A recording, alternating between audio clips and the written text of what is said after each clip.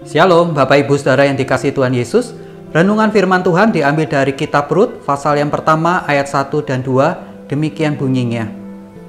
Pada zaman para hakim memerintah, ada kelaparan di tanah Israel.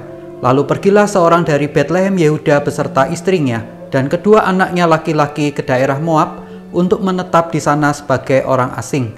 Nama orang itu ialah Elimelek, nama istrinya Naomi, dan nama kedua anaknya Mahlon dan Kilion, semuanya orang-orang Efrata dari Betlehem, Yehuda, dan setelah sampai ke daerah Moab, diamlah mereka di sana.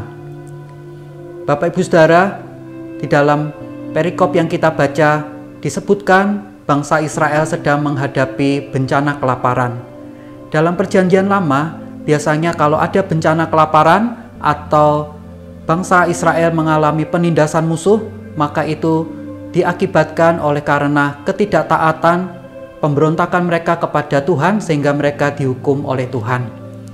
Diceritakan ada keluarga yang dipimpin oleh Elimelek. Mereka mengambil sebuah keputusan yang besar, keputusan yang penting, yaitu menghadapi bencana kelaparan. Mereka memutuskan untuk pergi ke daerah Moab. Bapak Ibu Saudara, ini adalah keputusan yang keliru. Kenapa demikian? Paling tidak ada 3 alasan. Pertama, negeri Moab di mana mereka pergi adalah dihuni oleh bangsa penyembah berhala dan memusuhi Tuhan. Mereka juga memusuhi bangsa Israel.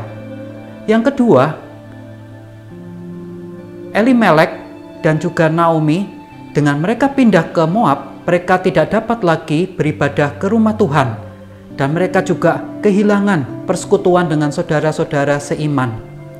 Yang ketiga, sebagai bagian dari bangsa Israel, Elimelek dan keluarganya harusnya mereka bertobat kepada Tuhan, mendekatkan diri kepada Tuhan, dan mohon kelepasan dari bencana kelaparan itu.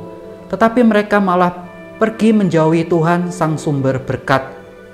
Maka Bapak Ibu Saudara, akibat dari keputusan yang keliru itu, kita melihat serentetan tragedi yang dialami oleh Elimelek dan keluarganya. Bukannya keberhasilan, tetapi tragedi.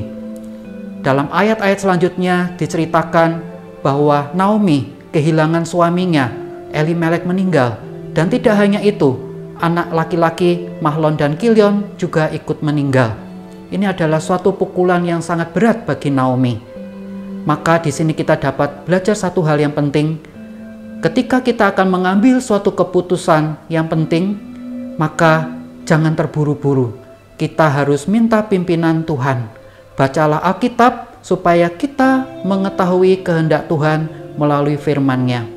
Dan kita juga dapat meminta nasihat dari saudara-saudara kita seiman yang dewasa rohani, supaya kita tidak salah di dalam mengambil keputusan.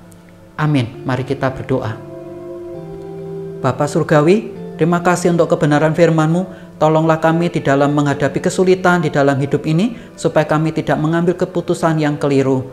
Tolonglah kami supaya mencari wajah Tuhan, mencari kehendak-Mu, dan juga melalui firman-Mu kami dapat mengenal Tuhan lebih baik lagi. Berkati kegiatan kami, pekerjaan kami sepanjang hari ini, bukalah tingkap langit dan curahkan berkat melimpah. Di dalam nama Yesus Tuhan Juru Selamat kami berdoa. Amin.